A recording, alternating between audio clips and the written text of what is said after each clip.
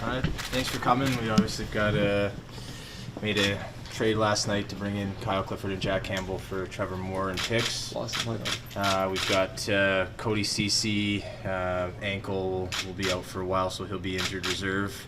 We'll make a corresponding move tomorrow. That's about it for today. Real quick, Kyle, we see Frederik on the ice. What's his status right now? Status is just continuing to work through the injury and see where he's at, but we won't have any idea until after he's off and how he's feeling, and I'd say unlikely for tomorrow, but we'll see after. How important was your relationship with the two players involved in terms of getting this deal done? I just think it gives you just know their character and you know what they're about. It gives you a little bit more security in terms of the type of people that you're bringing in. But through I think all of our experiences, whether it's my own, Shanny, Lawrence, Brandon, Hack, people we've Paul McFarland, we've been around some longer than others, but you get to know lots of different players, and I think you do feel a little bit more comfortable when you certainly know the quality of the people that you're getting in terms of their character and work ethic, but that doesn't mean anything unless they're good enough to play, which we feel that both of them certainly are, and they just, I think a lot of that is circumstantial. They just happen to be on a team that was looking to acquire draft picks and younger players, and we're in the opposite side of it. So it's circumstantial, but when the circumstances are right, I think it's certainly helpful to have a good background with people and know what makes it. I think it makes it easier for us knowing what we're getting, and easier for them coming in knowing some of the people here. Well, the timing is obviously of note. Why now versus maybe weeks or even a month ago? If it had been available to do then, we would have done it then. I think teams take their time. I think as you're all in the business of knowing, it seems to be the time of year where more things tend to get done now as the deadline creeps up, and so that's really it. I wish we had been looking at it, investigating it, and if we can improve the team earlier, we'd much rather do that, especially when we're going to be giving up assets. You're paying for something, you'd rather be able to use it a little bit longer, but we're still a few weeks ahead of the deadline, and it was it's clear earlier in the week and even into last week, and the teams were getting ready to act, so we felt we needed to strike and go from there. Was there more urgency with Freddie's status to get it done? I think so. I think it was a position that you're always worried about the depth. I think it's hard to really I think articulate how you go through it, because you fear that with every player on your team. Or if you have a key player, we're going through with Morgan now, Freddie now, but you're always a little bit, especially with the goaltending position in hockey, if your number one guy goes down, how does the team respond? And there are teams in the league that are built a little bit differently in terms of their their goaltending situation. They've gone to more of a tandem type situation, and I know that gets a lot of press. But with us, we have a strong belief in Fred and what he's capable of over a season and being a bona fide number one guy. But you do always have that fear that what if something happens to him, right? And you trust his work and how much we've been able to rely on him, but unfortunately, he's got the injury, and I think that led us, to move quickly down the path. Yeah. Kyle, what does Kyle Clifford bring in terms of his skill set that you found trust toward improving the group? I think he has some elements that we don't have in abundance. I think number one is he's still a player that we don't have to hide him. He doesn't need to play 2 or 3 minutes a night. He's played a good portion of minutes for LA when they've won, and even now continuing to progress with their group as they've gone through a different transition. We feel like he's obviously a very competitive player, but he's able to drive the play down to the other end of the rink as well.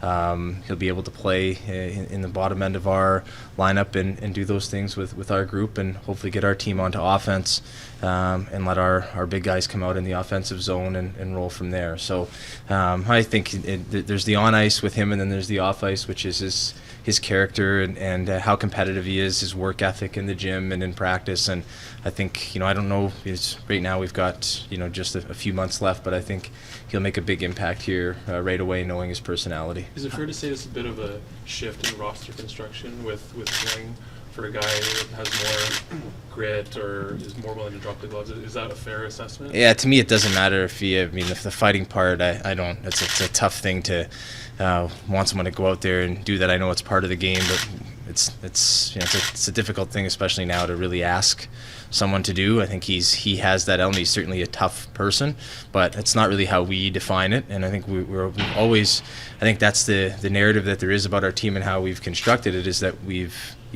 kind of shied away from that. We've shied away from players that have those elements that can't play. If you have those elements to your game, that you're physical and competitive and you have a presence to you, you have to be able to play. We just, in every way we look at it, and I know people will jump on it and I know people will doubt the logic behind it, but we play some teams and they play guys 1 or 2 minutes a night, and it all it does is it throws off your chemistry, your bench, your number of guys eligible to actually play the game. He can play, and those guys aren't in abundance anymore. I think that's why when they're available, the cost is pretty high, and other teams that have players like him that do have some toughness and competitiveness, but it can also play and play well. The price is very, very high, and you'd like to develop your own. The greater issue to that is that if you go to amateur and college and junior hockey, there's a very, very scarce number of those players there as well. So it's not a common. It's just not a common player that's available these days, frankly. Sorry, how active are you now with trying out a defenseman before 2024? It's going to really depend on Morgan and just because of the cap space part of it, we could add a defenseman, but if they're just to say that we did is not probably something we would do, Terry. It would probably, we would want someone to move the needle for us in the long run, not in the short run, unless it was the perfect deal. I think it would have to be something in the long run. It is probably a long-term situation that we want to address, but it'll depend on Morgan, and as we get more updates on him in the coming weeks here in terms of how long he's going to be out, that'll dictate how much cap space we have going into the deadline in terms of whether we'll have his full amount of room with regards to LTI for the rest of the season if he's not going to be back to the playoffs. What do you know about his timeline? Pardon me? What do you know about We his timeline? won't know, Mark, until he's got an appointment coming up. I think it's a week from Friday, or so. We won't know till next weekend really where he's at. Was there potential for this to be a bigger deal? There were some reports that maybe Alec Martinez was a player of interest. No. No. Where do you stand with the Jake Muzzin talks? We're not going to comment on we've had enough contract talk in this room to last us a decade, so we're good, thanks. How concerned are you, Kyle, that as it pertains to this team and making the playoffs as it stands right now? Well, I think since the coaching, I know we can. It's so funny. I think one of my favorite parts of working here is the amount that people care, and I appreciate that when things are going well, that there's a general euphoria, and I also appreciate when things aren't going well, that people get quite anxious, and it really, I think, you grow a really strong appreciation for how passionate the people are in the marketplace, and I think that passion that they have for the team leads to us being able to have the resources that we do.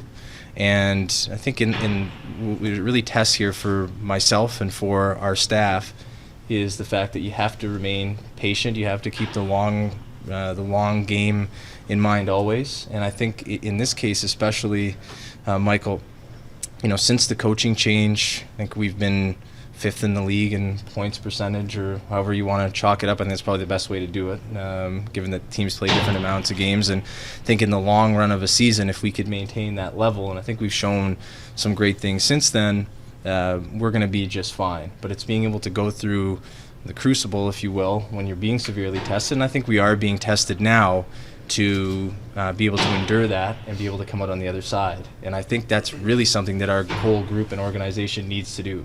So I know there's some consternation about it. I know there's some anxiety and panic, but I look at it as one of the best opportunities that we've had in the whole time here, because I do have a strong belief in the group. I do think the group is capable of great things. But it's funny, I hear a lot, especially right now, the Raptors won 12 in a row, and people say, why can't they just be more like the Raptors? And I think it's a great story for us to tell our players and to lean on and learn from, because if you go back 3 or 4 years, what we're going through now are similar things to what the Raptors were going through then, and the questions about them. So, it's years in the making, and I think they have the scars to show it. And when you have the scars to show it, once you go through it, you can lean on them in times and really develop your identity. And I think it would be great if we could just come in and flip the switch and just roll along and reach our potential. but it's never linear like that. And I think us as an organization being able to endure and accept that this is a severe test. We're 2 points out of the playoffs when we wake up today. The teams ahead of us have games in hand.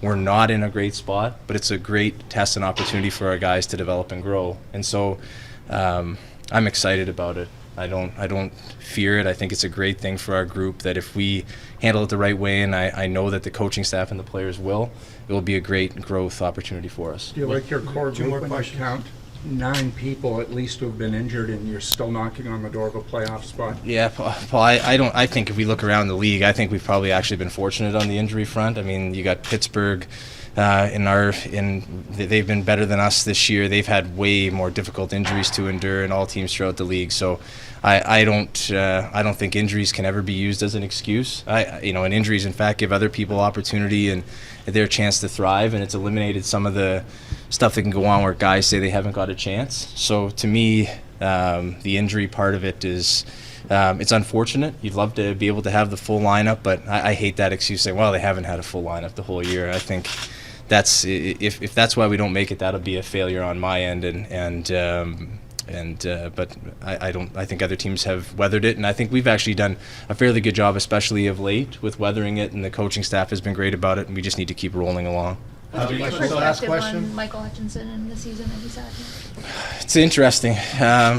Saturday night after the game, he's won 4 starts in a row, and everything is very, very positive about him. And then Monday night, it just kind of flips in a span of 10, 15 minutes on Monday night. And I think everybody around the team and everyone here could certainly feel that, right? And I think he had a tough start, and then I think he really did a good job to right himself in difficult circumstances, because everybody's watching, everybody is kind of doubting you a little bit, and I thought he did a really good job to right himself and had played very well during his starts. On going before last night, after the Ottawa game, and I think those games where he has to come in relief weren't as strong, but he's a wonderful person, and he's certainly proven to be a valuable member for us. And I hope that